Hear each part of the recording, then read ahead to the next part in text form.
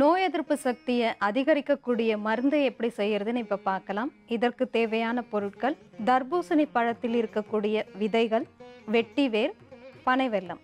இப்ப இந்த மருந்து எப்படி செய்யறதுன்னு பார்க்கலாம். முதல்ல ஒரு பாத்திரத்துல 200 மில்லி தண்ணீர் ஊத்திக்கோங்க.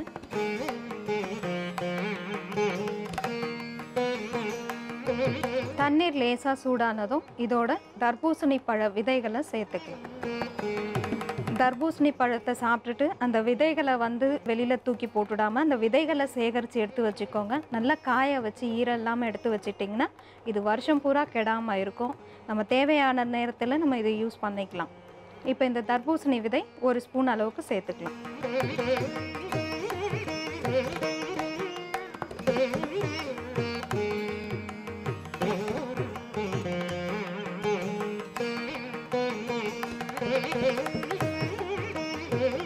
இப்போ இது கூட 10 கிராம் வெட்டிவேர் சேர்த்துக்கலாம்.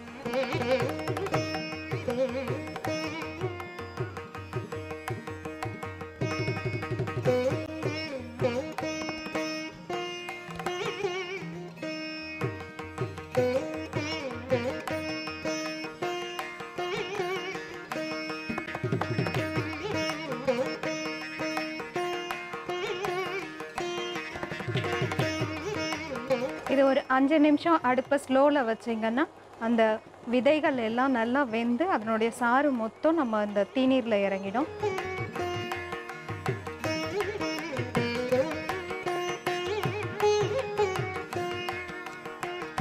இதில் வெட்டிவேர் சேர்த்துருக்கிறதுனால இந்த தீநீர் ரொம்ப மணமாக இருக்கும். இப்போ நாம் சேர்த்துருக்கிற இந்த வெட்டிவேர், தர்பூசணி விதை எல்லாம் நல்லா வெந்து வந்துருச்சு. இந்த சமயத்தில் நம்ம தேவையான அளவு பனை வெல்லம் சேர்த்துக்கலாம்.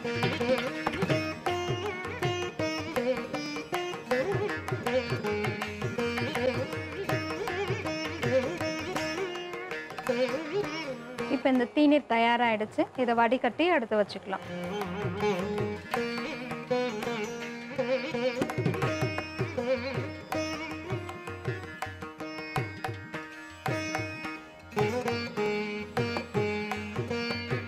நேயர்களே, இந்த தீநீர் தயாராகிடுச்சு. இதை எப்படி செய்யறதுன்னு இன்னொரு முறை பார்க்கலாம். முதல்ல ஒரு பாத்திரத்தில் தண்ணீர் ஊற்றி தர்பூசணி விதைகள், வெட்டிவேர், பனை வெல்லம் இதையெல்லாம் நல்லா போட்டு சுண்ட காய்ச்சி வடிகட்டி எடுத்து வச்சோம்னா இந்த தீநீர் தயார்.